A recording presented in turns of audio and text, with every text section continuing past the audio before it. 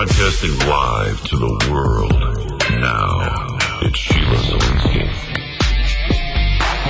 This is a very sinister Luciferian eugenics plan. These spineless weasels preach what people want to hear.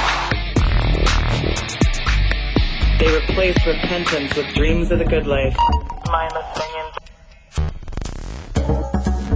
Dying daily, taking up your cross, suffering and sacrificing have been superseded with name it and claim it.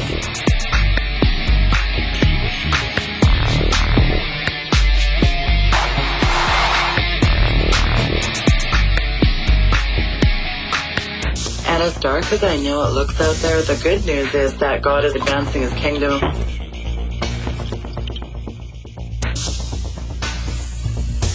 And it's very exciting to be a part of his great commission. It's Sheila Zilinsky.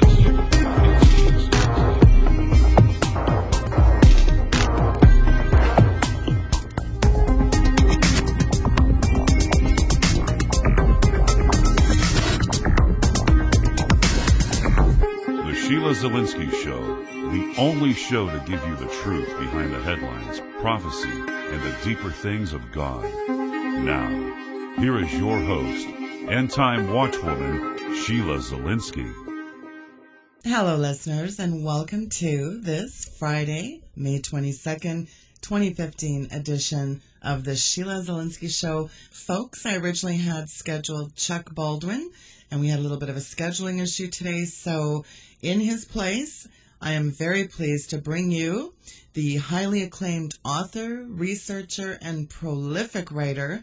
He's an expert on the Illuminati. He has written many incredible books on the Illuminati, stuff other people just haven't even touched. You can't find this anywhere. He is a West Point attendee. He is truly one of the progenitors of exposing the Luciferian kingpins, the New World Order, and these secret societies, and it is so good to have him back on the show. Fritz Springmeier, welcome back to the program. It's great to have you back on.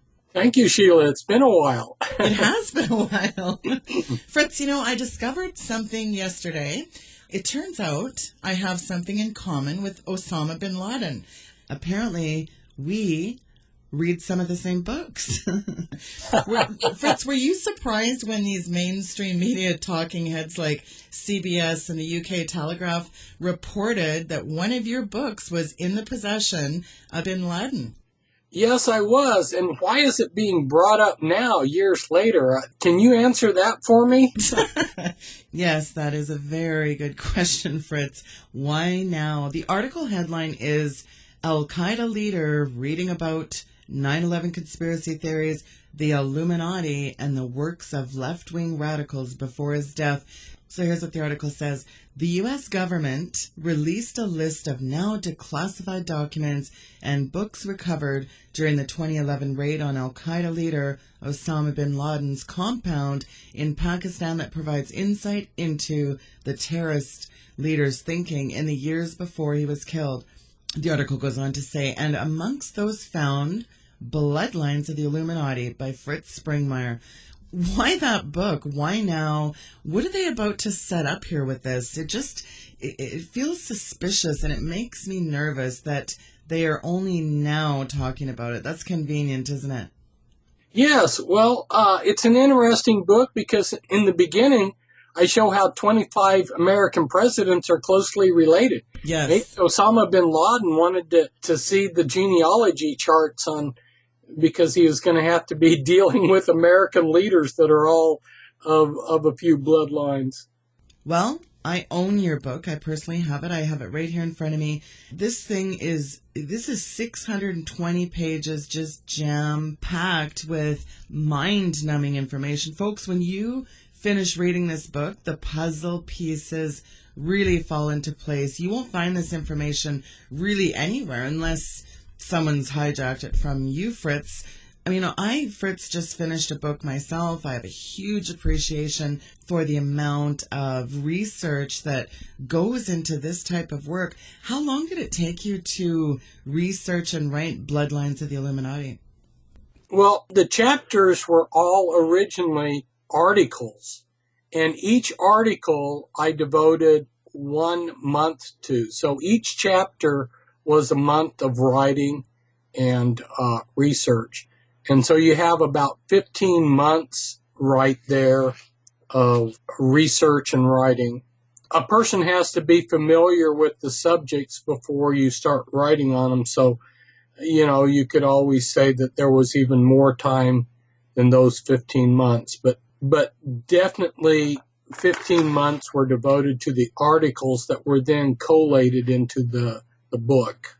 But really, no one on this planet has really delved into the guts of the Illuminati. And obviously, there's got to be something in someone's mind when they're exposing this to make them go, could I be on the chopping block?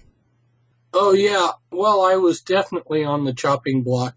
In fact, we are very lucky that earlier today, the Geek Squad completed. It took them 3 days to get my computer back to working. Yeah. I didn't even have Skype earlier. Like yesterday, we couldn't have done this because they, and back in the year 2000, I had a program that showed on my website where visitors came from. And 65% of my hits were coming from Langley, Virginia, the CIA. They were just constantly every minute checking on what I was doing. It was insane. So these people they try to make it difficult for my computer to work. So we're really fortunate that I'm able to make this interview with you today. I am glad that you could, because I know they do mess with people's computers, and I really believe I guess we're on that Jade Helm red list, maybe. Hey, I want to ask you, because I haven't had you on this year, and this year, of course, you and I have talked, we've done shows before, and we've talked about this ubiquitous Illuminati pop culture craziness everywhere. All these young kids today being influenced by the trendy Hollywood Illuminati pawns of the music and movie industry. The Illuminati really has infected, Fritz, and infused their tentacles really into everything in society. We know that for years. But, it's always been kind of this nebulous, ominous, clandestine group. But they're really more brazen than ever now, aren't they? Right. The name Illuminati was secret, and the concept that they existed was secret. And now they're no longer concerned that people realize that they do exist. And so, yeah, it's the main thing I think that they're using Hollywood and all these teenage idols for is just to give themselves a popular image. The teenagers are very impressionable, so they see their idols do these Illuminati hand signs and say that, this is something cool, and they think the Illuminati's cool. But the real nuts and bolts of the Illuminati is not these entertainers in Hollywood. Right. Well, they're just kind of these puppets. Were you surprised this year at the halftime show, the Grammys, the just blatant in-your-face symbology? Well, not surprised so much, because it just, they've been doing this, and they just have this confidence that, when I was networking with these Illuminati leaders, communicating with them, it was just really clear in some of the things that they said. They just have this overall confidence that they have, their power is so embedded in the warp and woof of everything that they don't need to fear anything. They're beyond intimidation.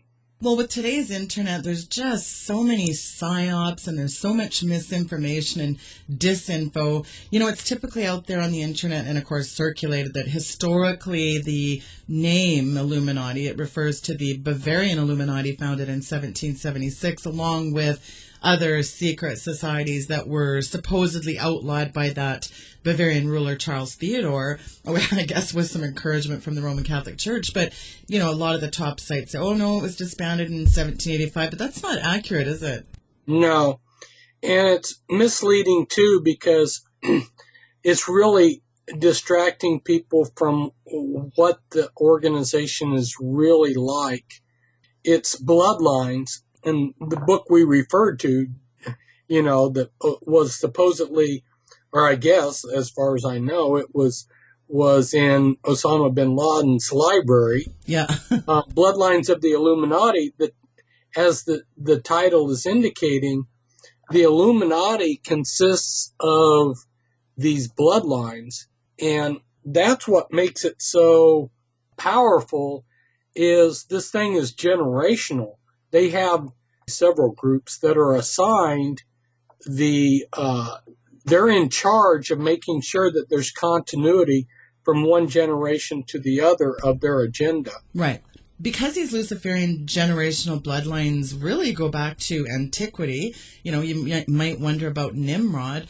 These really are very satanic families who've positioned themselves in powerful positions, essentially controlling the world, and their calling card is their New World Order, and it's really deeply rooted in occultism. Get into that, because again, we have a lot of new listeners that may have never heard you.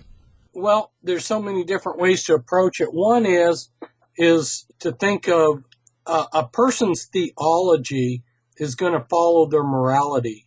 And if you are doing the horrendous things like John D. Rockefeller did, you're going to have a theology that justifies it. So even if they hadn't been Satanists, they definitely would become Satanists just to justify what they're doing, all the wars that they create and so forth.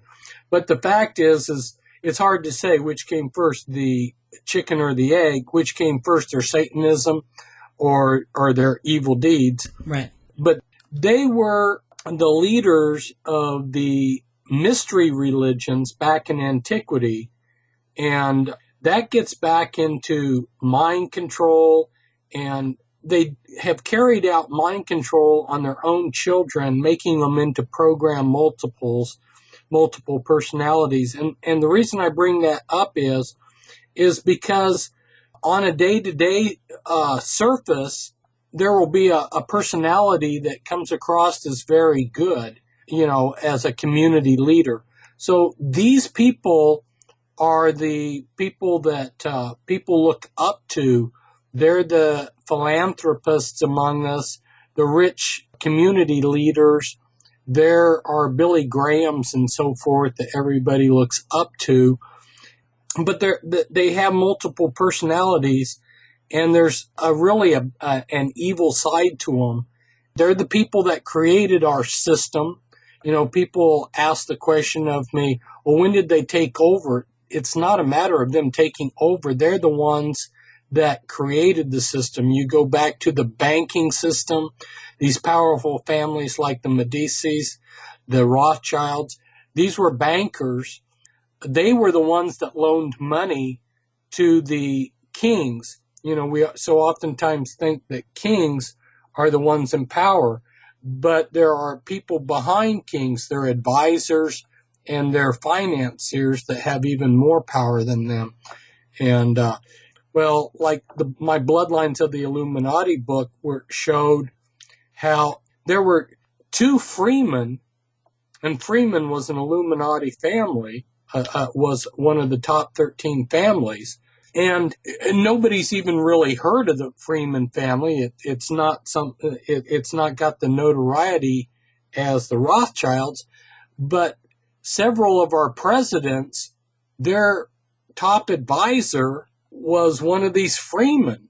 And, who has more power? Somebody who's advising the president what to do, or the president who's actually functioning sort of like a puppet who carries it out? And so these are the powers behind the throne. One of the quick things I was going to ask you is I've always had this in the back of my mind. And of course, I really highly recommend that people go and research some of the information you have out there. It's available on YouTube when it comes to the Jehovah's Witnesses.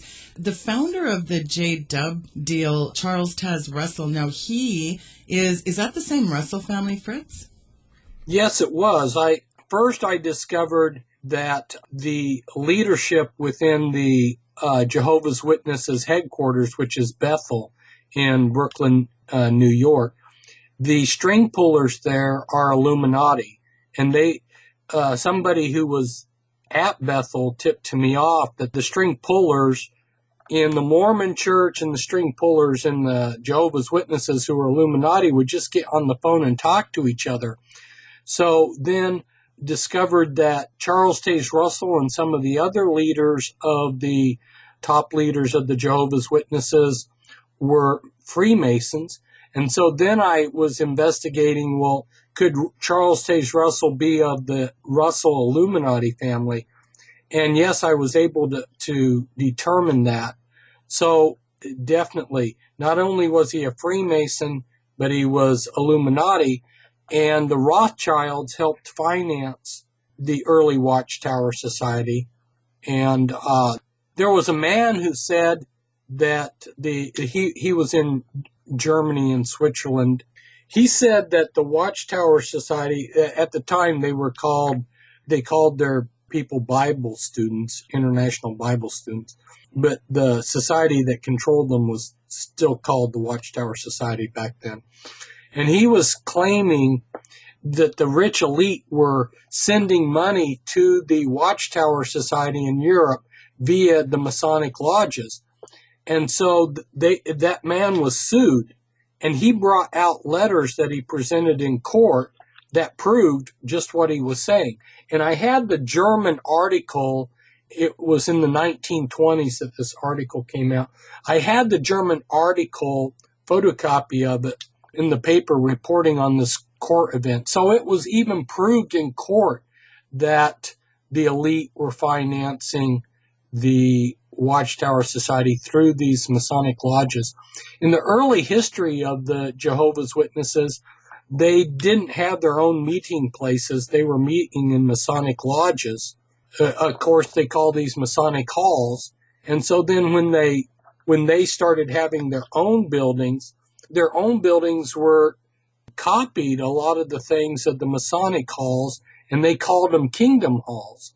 You'll notice that it's standard in a Masonic hall to have fake windows. And if you go to a Jehovah's Witness kingdom hall, they have fake windows too.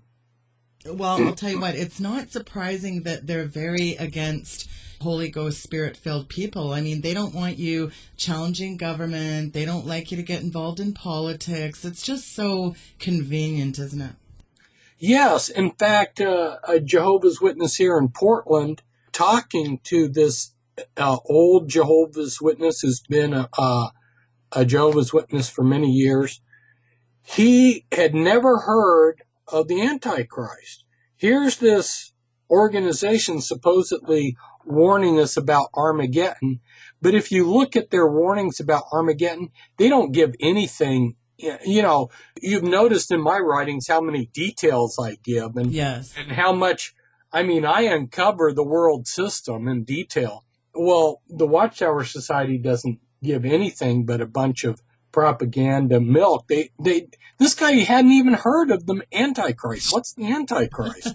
That's ridiculous. Yeah, they're always talking about the coming kingdom. What kingdom is that, since they believe that all true Christian churches are of the devil? They think speaking in tongues is from Satan. They report in one of their publications that Jesus is not God, but is the archangel Michael, the first being created by God. They deny that God is a Trinity. They deny Jesus bodily rose from the dead. They think only that 144,000 Jehovah's Witnesses will go to heaven. The rest will live forever in a paradise on earth, never meeting the person who died for them, Jesus Christ. They believe that salvation's impossible outside of the Watchtower, and you're never allowed to question the Watchtower leadership or teaching. You're not allowed to even question government. You're not allowed to have any, you're just supposed to be a mindless minion.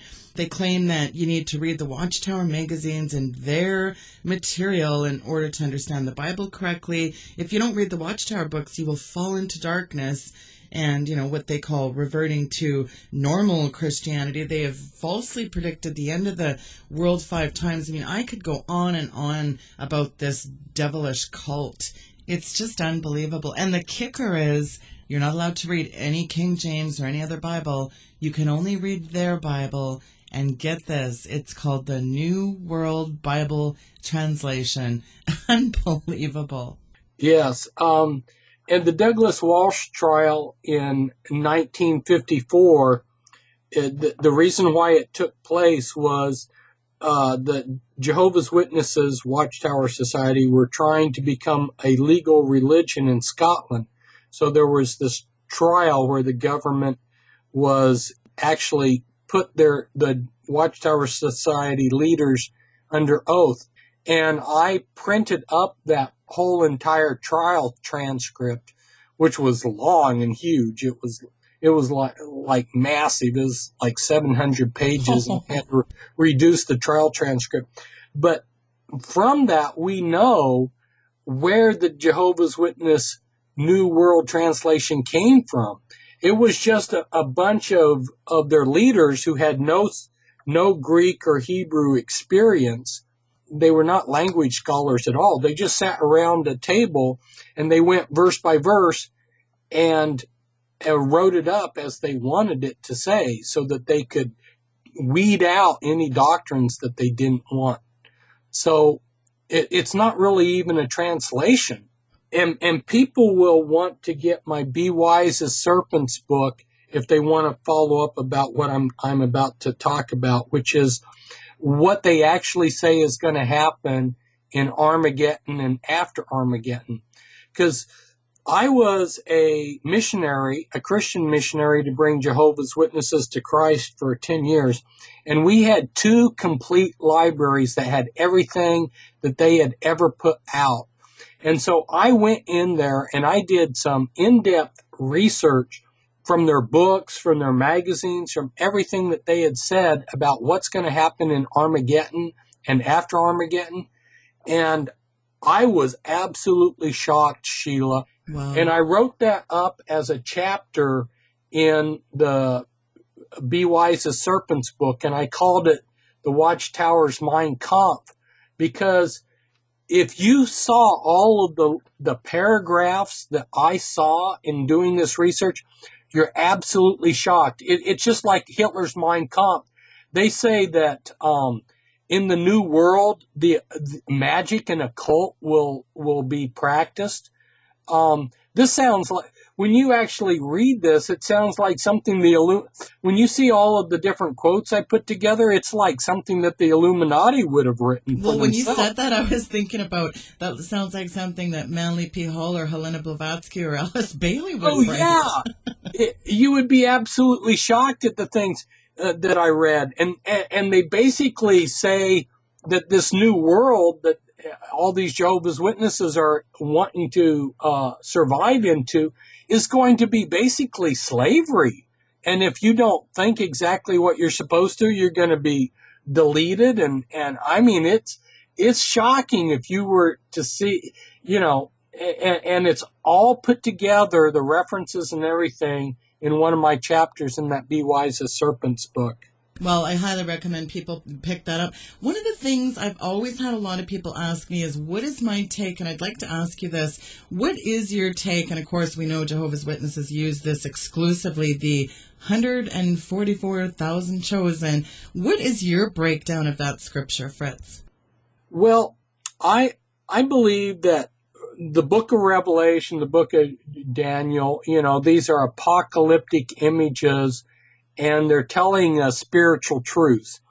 And so prophecy is truth. It's God's truth. And truth is always truth. So where I differ from most people is most people are trying to say, well, this verse applies in only one circumstance. But what I'm trying to get people to realize is these are truths for our spiritual benefit, and they apply every day. So we need to look at them as how they apply. And I think in the everyday application, we see that 144,000 is like a number of perfection. And these saints they're God's perfect people. And so the number is not an actual number that, when we get to heaven and we take a head count, we're going to see 144,000. But it's a symbolic number of perfection. If we go back and we look at the history of Christianity, for instance, I have the book Martyr's Mirror, and the book Martyr's Mirror is a record of all of the Christians from Stephen, who was the first martyr, on through the years. And it will give, it'll say, like, in 153 AD, such and such group of people were arrested, and their testimony was such, and then they were put to death by being burned or fed to the lions or blah, blah. So there's this record of thousands and thousands of Christian martyrs down through the, that book goes right from the time of Christ to AD, like 1660. It's incredible, that book. I've actually got that book. It's by Van Brott, correct? Yeah. And so when you see that there's been far more than 144,000. That number is outnumbered, if you'll pardon the pun. There's been lots more Christians that have paid the final price and made the total sacrifice and had a good testimony. So historically, we can realize that is a symbolic number, and it represents perfection. We read in the book of Revelation of the 12 tribes, and you'll notice that the tribe of Dan, which was one of the original tribes, is left out of the list in the book of Revelation. Right. Because they're just an evil group that's tied in with the Illuminati. And you'll notice that Joseph, that tribe, which was broken into Ephraim and Manasseh, gets a double portion of the blessing because Joseph was such a godly man. So we are grafted into Israel. As Christians, it says in the Word of God that we were grafted in. Well, there's a continuity of the people of faith of the Old Testament and the people of faith after the Old Testament and what people calls the New Testament. If one understands the way the covenants work, which most people don't, but the covenants build on each other. They don't replace each other. They don't outdate each other. It's not like the new covenant made the old covenants obsolete. There were several covenants in what's called the Old Covenant, the Old Testament, but all of them build. It's building. So, you have this group of people of faith that stretches back to antiquity, stretches back to people like Enoch and so forth. It's really hard to believe this has been a very carefully, methodically played out plan from a long time ago. And it's actually pretty stunning when you look at the very ominous, insidious, dark roots of all this, how this emerged.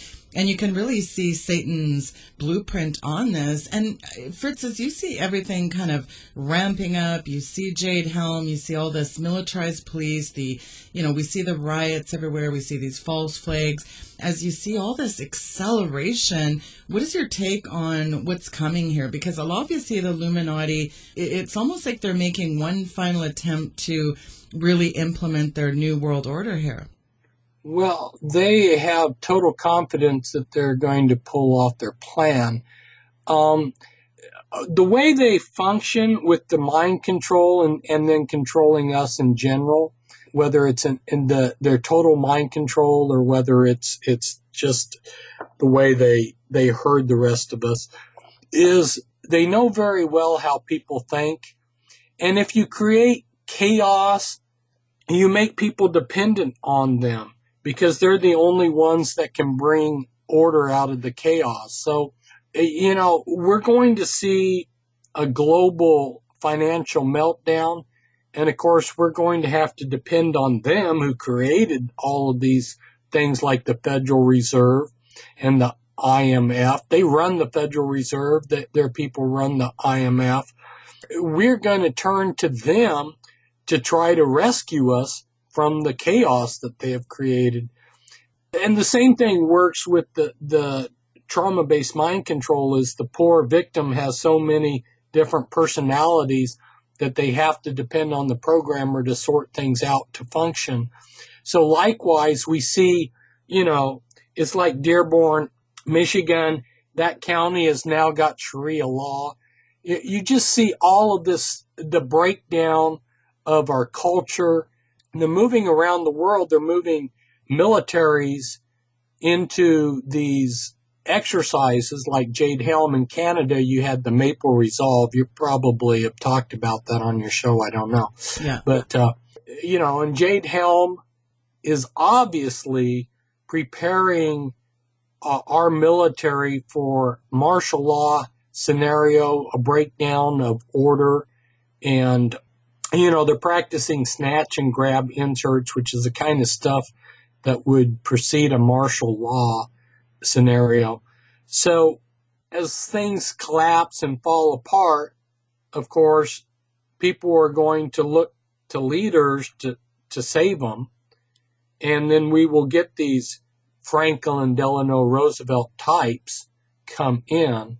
If you go back and look at the Delano family, I'm sure you're familiar with that. One of those elite families that made so much money off of running drugs to China. Yes. In the opium. So FDR comes in and rescues the country from the Depression and then does all kinds of social engineering in the process. This is what we're looking at again. We're looking at another depression being created, and then these elite leaders like FDR will come in and be everybody's hero. Yeah, but it's amazing with the media too in this, Fritz, because why would you do extensive data mining and detailed map building of every American if this were just some little routine, just a routine training exercise for some possible future foreign action? I mean, the backlash even from the mainstream media on people like myself, Alex Jones, Chuck Norris even recently was, he's not even ashamed to call himself a Christian. He's got some complete media backlash about comments he made from Jade Helm, and he's kind of been written off as a tinfoil hat conspiracy kook. And it's just incredible how these controlled talking heads, they just control the narrative, don't they? Oh, definitely. And the governor of Texas. Abbott, yeah. Right. And he realized that people had sincere concerns, and so he said that the Texas National Guard would watch what the feds were doing. Well, the military units, they're going to be Green Berets, Navy SEALs, Air Force, and Marine Special Elite units, but they're also going to be matched up with the DEA, DHS, LEA, FBI, JPRA. They're going to be paired with that, as well as the intelligence agencies. And so, like you were saying, it's obvious that this is not realistic training for operating in an Islamic country. And Chuck Norris was so right on when he questioned the leadership that's going to be running this. Yes.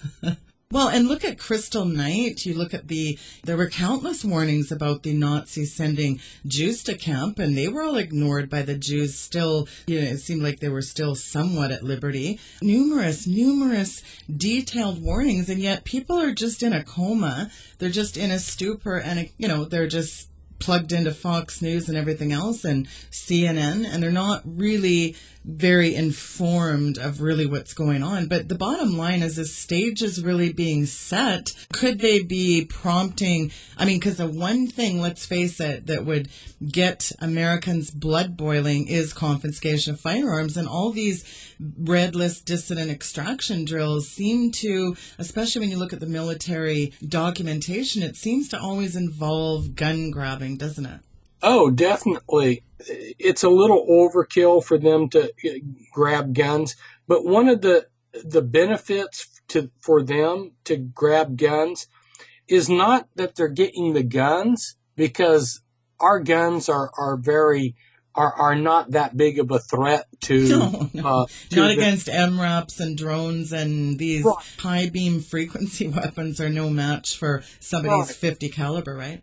Right. But what it does do is it gets you right in there working with the people. It's the people that have those guns that they're more concerned about.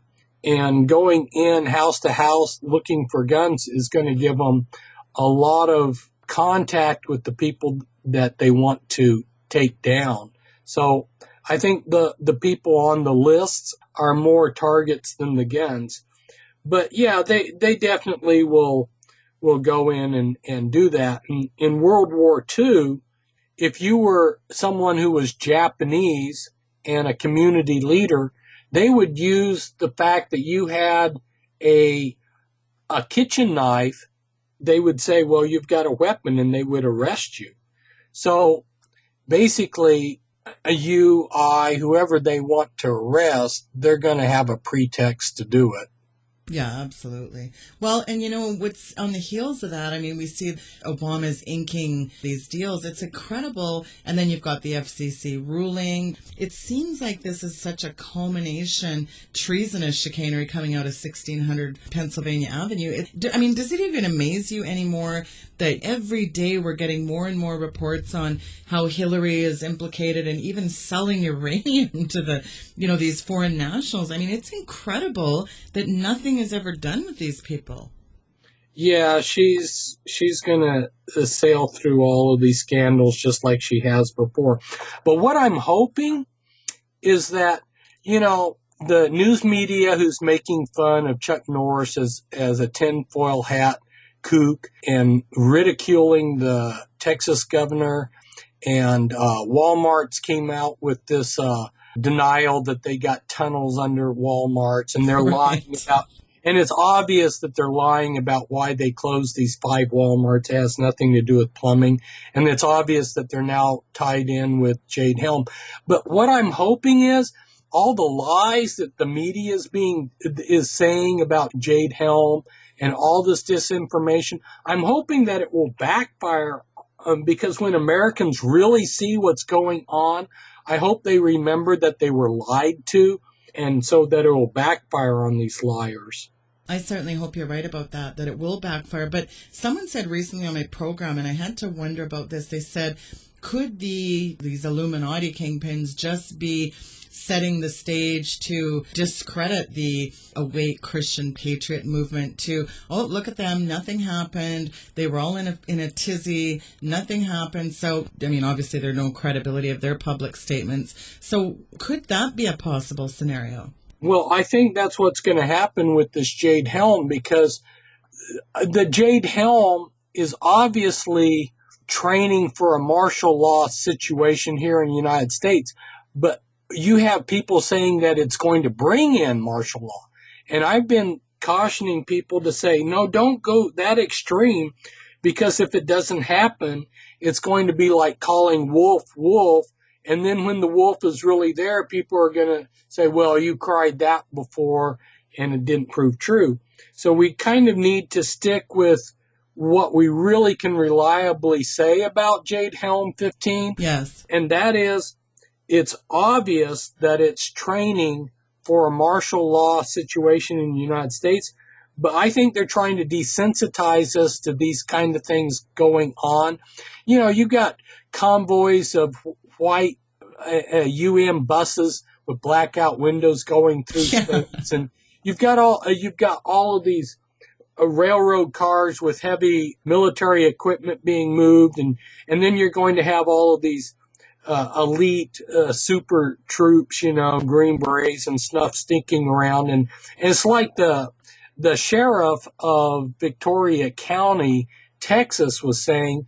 The sheriff there said that the military is going to practice moving without American civilians being able to spot them. Right. Why would they be doing that, they're obviously training, but I think we need to stick with just saying they're training for martial law, but whether it's actually going to happen or not, who knows? And then I think you read some of my posts, my articles that I write. Yes, I do. And I've been warning about, it looks very likely that the IMF is going to say in October that China ranks as a reserve currency, which is going to dethrone the U.S. dollar as the world's reserve currency. Already, the second in command there at the IMF has been telling people that this year China's yuan is going to be elevated to reserve currency status. So it seems likely that that's going to happen. I don't think he's just saying things just to talk. I think that's really what they plan to do. Of course, they could change their mind, but and China, China really is kind of an interesting player in all this. And I guess, when you look at these new rumors, yesterday they were surfacing about a second set of these massive military preparedness drills, Operation Red Flag. You've got this UN Small Arms Treaty. You've got red list, blue. I said today red list, blue list, one fish, two fish. It sounds like Dr. Seuss meets Twilight Zone. But you've got these dissident extractions, expelling indigenous extractions, secret treaties to cede 7 states to Mexico. Again, it's hard to know, Fritz, where the head starts and the tail ends on this beast, isn't it? Oh, yeah. And now you're getting into one of the things that I brought out, and that is, this is war against us. It's a war that the elite are doing against us. And I'm sure you're familiar with that book, Silent Weapons. Yes. Silent Wars. And that's what people don't realize, is that the elite are waging a war against us. And what do you do in war? You create this fog of war where the other side can't tell what's going on. And so that's what's being done, is just we've got so many different things coming at us, and a lot of them will never be followed up. They're just stuck out there as distractions. And then a lot of these people that are out there pretending to be like you and I, exposing things, they're just muddying the waters with craziness. So yeah, it's really created a fog of war. I want to mention too that this Jade Helms thing, if the listeners are not aware, their slogan, the theme behind it, is mastering the human domain.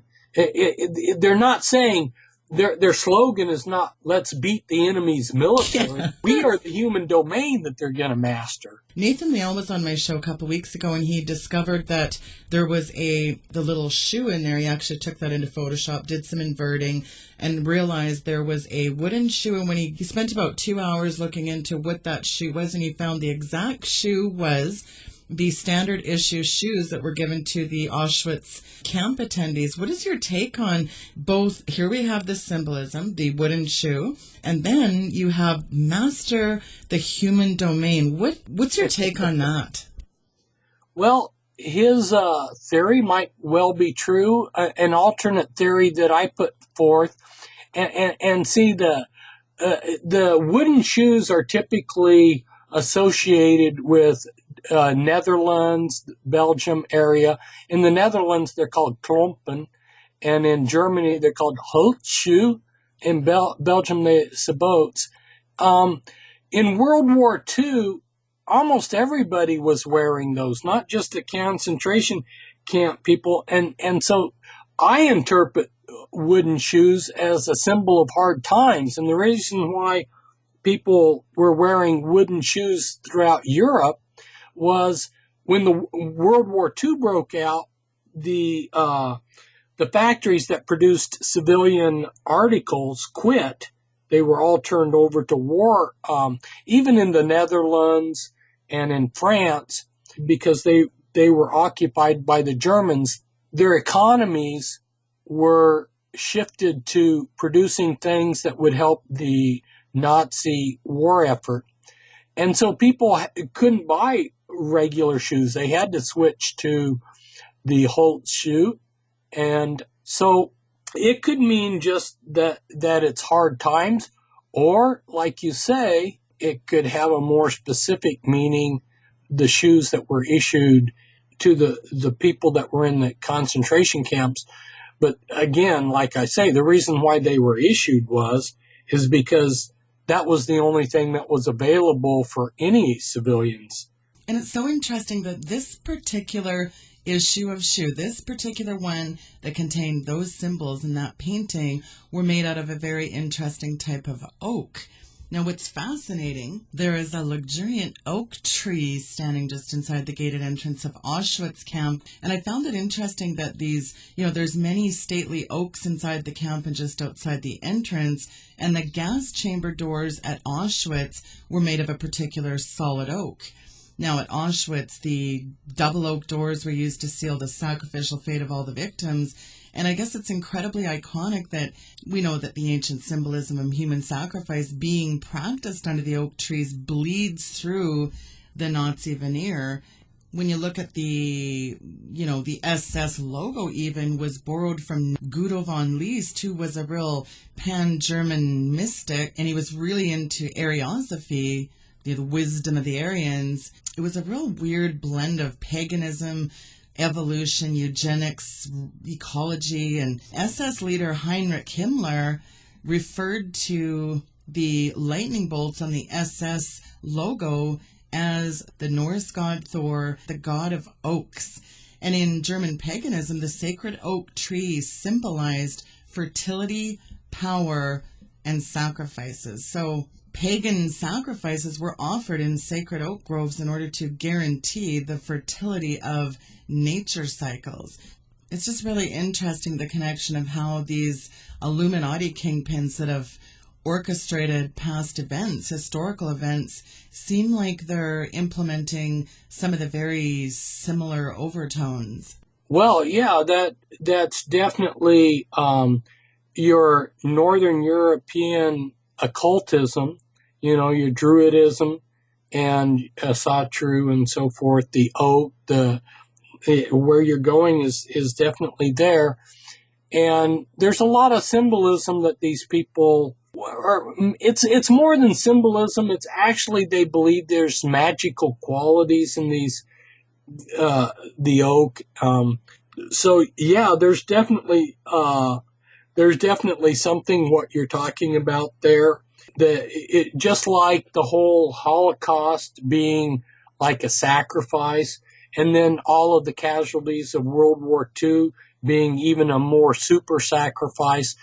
These concepts are there within the elite, and they definitely giggle to themselves that they're doing things according to these occult ideologies or belief systems. So yeah, there's definitely something there too. It just like the death head. We look at the SS and the Schutzstaffen that were Hitler's secret service, or started out that way, and then they eventually developed Waffen SS divisions. That death heads goes way back in the occult, long before the SS was created. So yeah, this stuff goes way back into there's antecedents in occult beliefs. Well, you talk about that in your book, The Bloodlines of the Illuminati. You connect how Hitler was funded. Get into that a little bit for the listeners. Oh, well, hey, George Bush's family, Prescott Bush and Brown Harriman, they helped finance Hitler. They were making profits off of one of the concentration camps, and this was known by the U.S. government, and the money that they made off of that concentration camp is what allowed the Bush family to, after World War II, to get into politics. So there's quite a connection there between some of our leadership and the Nazis. Just like another parallelism is how powerful banking interests like the Morgans and some of these others, Jewish financiers, financed the Russian Revolution. Likewise, Hitler got some financing and assistance from America. And not only that, but the close connections were protected, like the Ford factories over in Germany and some of these other factories were off limits to our bombers. So, yeah, there's a whole, that's a whole topic right there. Yeah. Well, there's so much mind control, too. And, of course, when people hear of MK Ultra, it denotes images of sinister CIA nefarious experience done on people in the 50s and 60s involving drugs and electric shock therapy. Who was it that said it is like a recipe for baking a cake? There's many ingredients. Give a little quick overview for, how they used mind control, but how it's being used today, Fritz. Yeah, there were young people right after World War II that were subjected to this mind control, that were trained and programmed to be suicide bombers. It's not natural for a person to strap on a mini nuke and go blow something up. That's, people have a very strong survival instinct. So these suicide bombers and these people that are shooting up schools, Columbine and whatnot, this is all this trauma-based mind control, and these are programmed people. And in the Middle East, you have people that are being programmed. Israeli intelligence is great at programming people to go be an Islamic suicide bomber. These suicide bombers blow up, like a school bus of children or something. Right. Every time that Israel needs a suicide bomber to get sympathy, strangely it happens, as if the Muslims are so stupid to shoot themselves in the foot, so to speak. But it's being used to manipulate events all over the place, in this country especially. And that kind of programming's been going on for a long time. When I was trying to deprogram people with Illuminati mind control, the trauma-based mind control, across the board, I was finding all of these people had Armageddon programming, so that when these last days happen, they would be involved in the chaos in some way. So some of these people stirring up trouble in the streets are going to be under mind control. Some of the people that are going to be on the police will be under mind control. Some of the people taking leadership positions to try to resolve these chaotic situations have been trained, not only programmed, but trained to be able to do what they need.